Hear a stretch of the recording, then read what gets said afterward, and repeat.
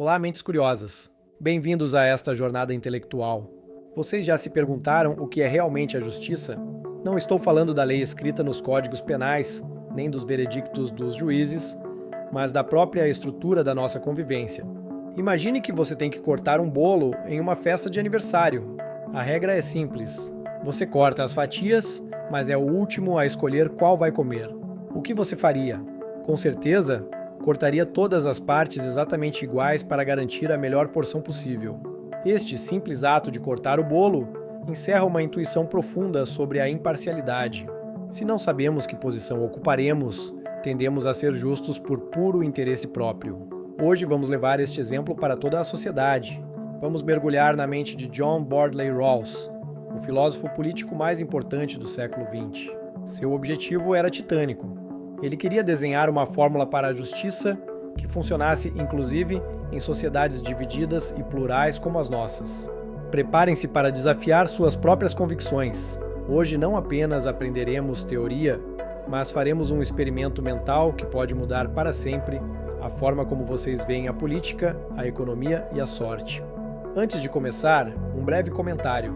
Para dar vida a esta narração, usei ferramentas de inteligência artificial para gerar as imagens que vocês veem.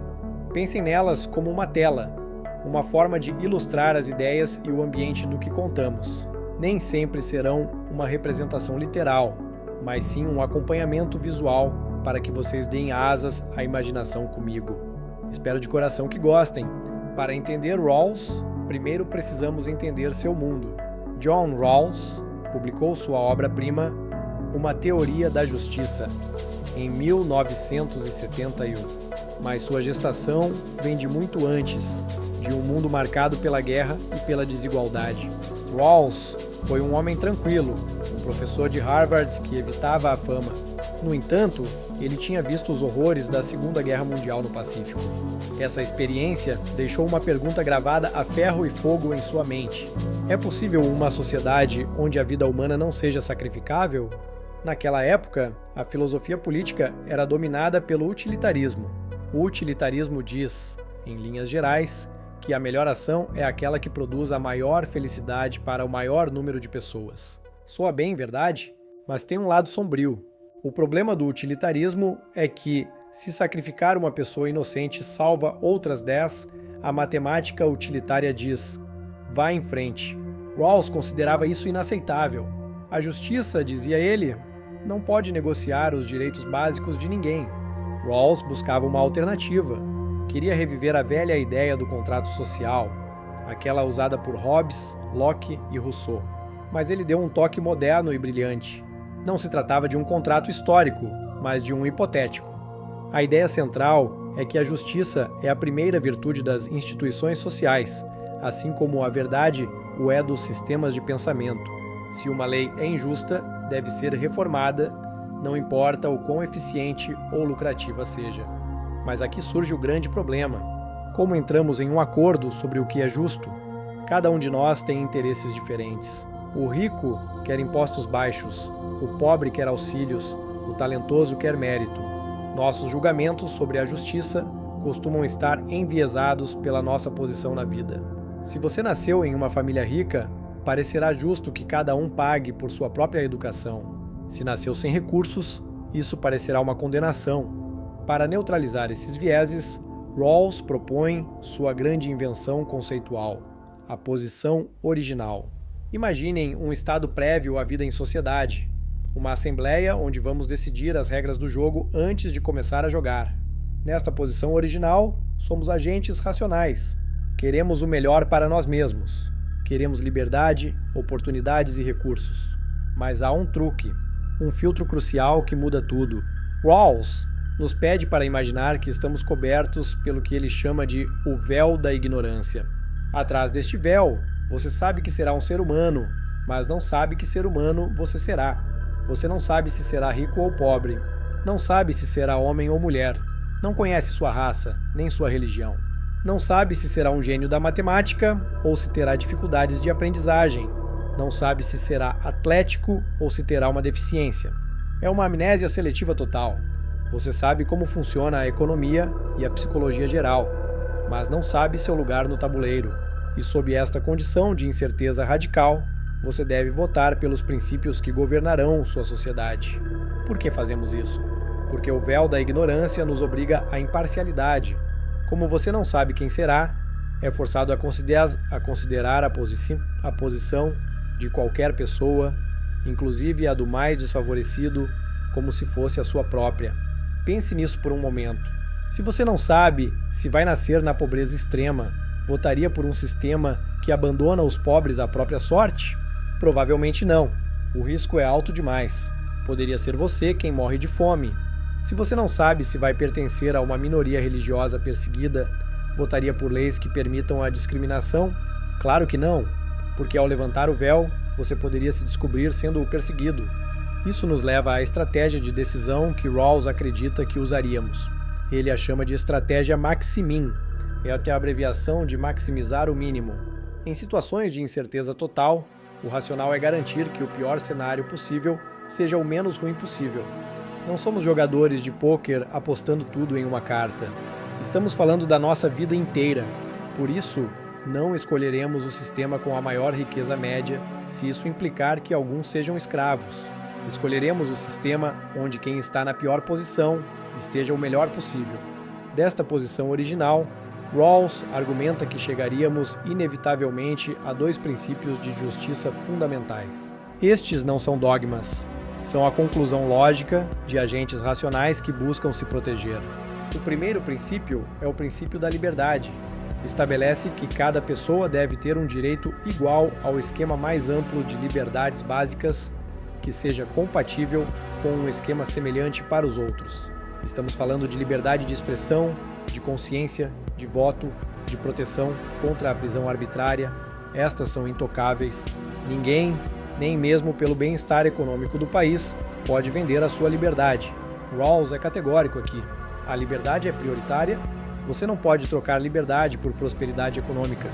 Você não aceitaria ser um escravo bem alimentado se não soubesse se lhe caberia ser o senhor ou o escravo. Mas e quanto ao dinheiro e ao poder? Aqui entra o segundo princípio. Rawls sabe que a igualdade total de renda poderia matar a motivação e a eficiência. Se o cirurgião ganha o mesmo que o zelador, talvez ninguém queira estudar medicina por 10 anos. Então Rawls permite a desigualdade, mas com duas condições estritas.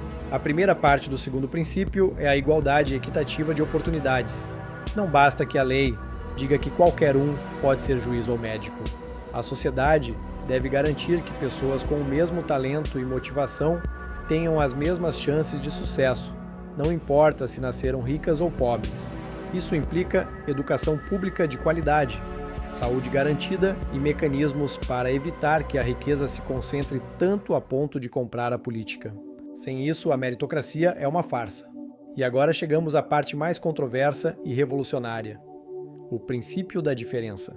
As desigualdades sociais e econômicas só são justas se beneficiarem os membros menos favorecidos da sociedade. Ouçam bem isso porque é a chave. A desigualdade não se justifica porque o rico trabalhou mais ou porque é mais esperto. Justifica-se unicamente se essa desigualdade funcionar como um motor que eleva o nível dos mais pobres. Imaginem duas sociedades. Na sociedade A, todos ganham igual, digamos 10 unidades. Na sociedade B, há desigualdade, alguns ganham 100, mas graças a essa dinâmica, o mais pobre ganha 15. Segundo Rawls, devemos escolher a sociedade B. Embora haja desigualdade, quem está na pior situação está melhor do que na sociedade igualitária. A desigualdade é uma ferramenta, não um direito natural. Isso se chama justiça como equidade. Não buscamos uma igualdade aritmética que nos torne todos pobres, mas um sistema de cooperação onde a sorte dos talentosos sirva também aos que não tiveram tanta sorte na loteria natural. Rawls introduz aqui um conceito fascinante: a loteria natural. Você não escolheu seu quociente de inteligência, nem sua saúde, nem seus pais. Esses são ativos moralmente arbitrários. Você não os merece em um sentido profundo, simplesmente os recebeu. Portanto, você não tem um direito absoluto de ficar com tudo o que seus talentos produzem. Esses talentos são um ativo comum da sociedade. Você deve poder se beneficiar deles, sim, mas apenas na medida em que isso ajude os outros. É uma visão que quebra o mito do homem que se fez por conta própria. Ninguém se faz sozinho. Todos dependemos de uma estrutura social e de uma sorte genética que não controlamos. Agora, como aplicamos isso? Rawls não nos dá um código de impostos exato, mas nos dá a bússola. Se uma reforma fiscal torna os ricos mais ricos e os pobres mais pobres, ela é injusta. Ponto final. Se privatizar a saúde melhora a tecnologia médica, mas deixa 1/3 da população sem acesso básico, violaria os princípios de justiça. A eficiência não pode esmagar a equidade. Claro, uma teoria tão audaciosa não poderia escapar das críticas. E elas vieram de todos os lados. Da direita libertária, Robert Nozick, seu colega em Harvard, lançou um ataque formidável. Nozick argumentou que, se somos donos de nós mesmos, somos donos do nosso trabalho e dos seus frutos. Tirar meu dinheiro para dar a outro, mesmo que seja o mais pobre, é uma forma de trabalho forçado. Para Nozick, a justiça é respeitar os direitos de propriedade, não redistribuir. Do outro lado, os comunitaristas criticaram Rawls por imaginar um ser humano isolado demais. No véu da ignorância, somos átomos sem história nem laços. Mas será que não somos definidos por nossa comunidade e nossos valores? Michael Sandel, por exemplo, diria que não podemos raciocinar sobre a justiça sem falar da vida boa, que a neutralidade buscada por Rawls é impossível e talvez indesejável. Rawls ouviu e, em seus últimos anos, refinou sua teoria em um livro chamado O Liberalismo Político. Ele aceitou que as sociedades modernas têm visões morais e religiosas irreconciliáveis. Sua resposta foi buscar um consenso sobreposto. Não precisamos concordar sobre Deus ou sobre o sentido da vida. Só precisamos concordar com as regras políticas básicas para convivermos sem nos matarmos. É uma visão da tolerância não como fraqueza, mas como a única estrutura racional para uma sociedade livre. Rawls nos convida a deixar nossas verdades absolutas na porta quando entramos no fórum público. Voltemos ao presente. Por que ler Rawls hoje? Vivemos tempos de polarização extrema e desigualdade crescente. O abismo entre os que ganham e os que perdem aumenta a cada dia. O véu da ignorância continua sendo a prova de fogo mais potente para nossas convicções políticas. É um espelho incômodo. Nos obriga a perguntar se o que chamamos de justiça é realmente justo ou se é apenas privilégio disfarçado. Quando debatermos sobre imigração, coloque o véu. Se você não soubesse se nasceria na Europa ou em uma zona de guerra no Oriente Médio, que leis de fronteira você desenharia? Quando falamos de inteligência artificial e automação, coloque o véu. Se você não soubesse se seria o dono do algoritmo ou o trabalhador substituído por ele, como regularia a tecnologia? Rawls nos ensina que a justiça não é caridade. Não é o que os ricos dão aos pobres por pena. É um dever estrutural. É o preço que pagamos por viver em uma sociedade cooperativa. Seu legado é um convite à empatia racional. Não uma empatia emocional que se esgota, mas uma empatia construída na lógica. Se qualquer um pode ser qualquer um, cuidar do outro é cuidar de mim mesmo. Frequentemente pensamos na liberdade e na igualdade como inimigas. Ou somos livres e desiguais, ou somos iguais e escravos. Rawls passou a vida tentando demonstrar que elas podem ser irmãs, que a verdadeira liberdade requer uma base de igualdade. Imaginem uma corrida onde todos começam na mesma linha, mas alguns usam tênis de última geração e outros estão descalços. Rawls não quer frear o rápido, quer garantir que quem está descalço tenha sapatos. O conceito de bens primários é vital aqui. Rawls diz que há coisas que qualquer ser racional quereria, não importa o plano de vida que tenha. Direitos, liberdades, oportunidades, renda e as bases sociais do autorrespeito. O autorrespeito, paremos aí. Para Rawls, talvez seja o bem mais importante. Uma sociedade justa não humilha seus cidadãos. Não faz com que sintam que são falhas do sistema, ou cidadãos de segunda classe. Se um sistema de assistência social estigmatiza quem recebe ajuda, ele falha na justiça, mesmo que dê dinheiro. A forma importa tanto quanto o conteúdo. A dignidade não é negociável.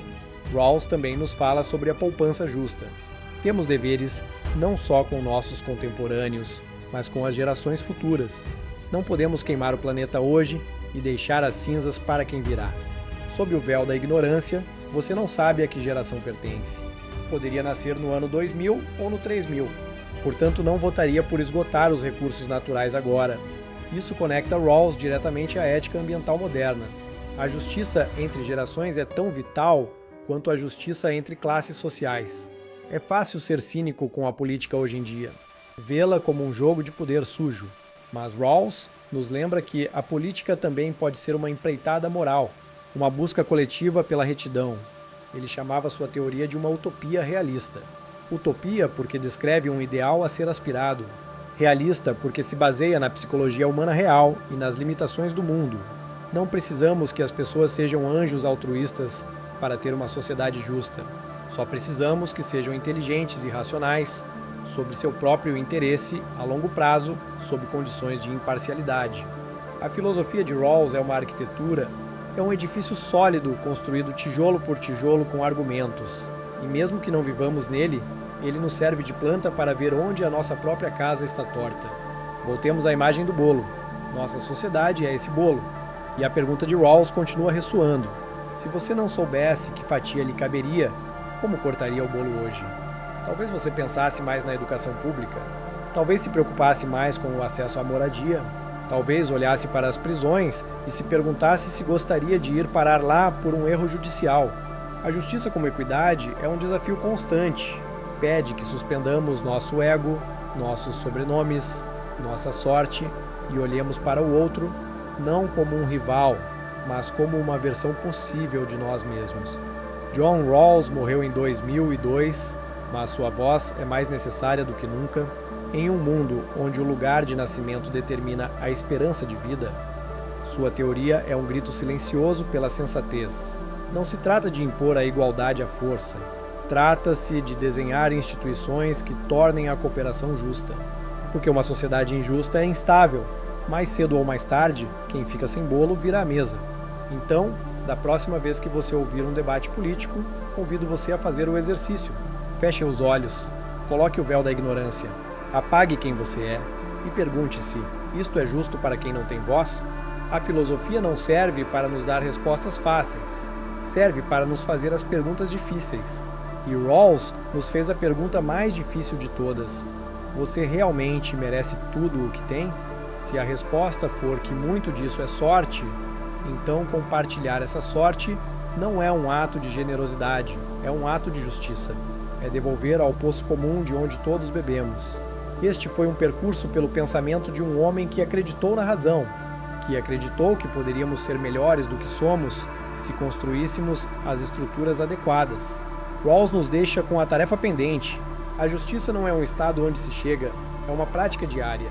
É uma bússola que deve ser consultada em cada decisão coletiva. Espero que esta viagem ao coração da justiça como equidade tenha acendido uma faísca no pensamento de vocês. Que vejam as notícias com outros olhos a partir de hoje. Se este tema fascinou vocês, eu os encorajo a ler diretamente Rawls ou seus críticos. A conversa é infinita e vocês fazem parte dela. Obrigado por me acompanharem nesta análise profunda. Obrigado por dedicarem seu tempo, o recurso mais valioso que têm, a pensar sobre coisas que importam. Se este vídeo agregou valor para você, considere se inscrever e ativar o sininho. Ajuda enormemente para que possamos continuar trazendo conteúdo de alta qualidade e rigor. E agora quero ler vocês nos comentários. O que acham do véu da ignorância? Acreditam que é possível aplicá-lo no mundo real ou é idealista demais? Sou seu anfitrião nesta ágora digital. Lembrem-se, a curiosidade é o motor do mundo e a justiça é o leme. Continuemos navegando. Até a próxima, buscadores da verdade. Mantenham-se críticos, mantenham-se justos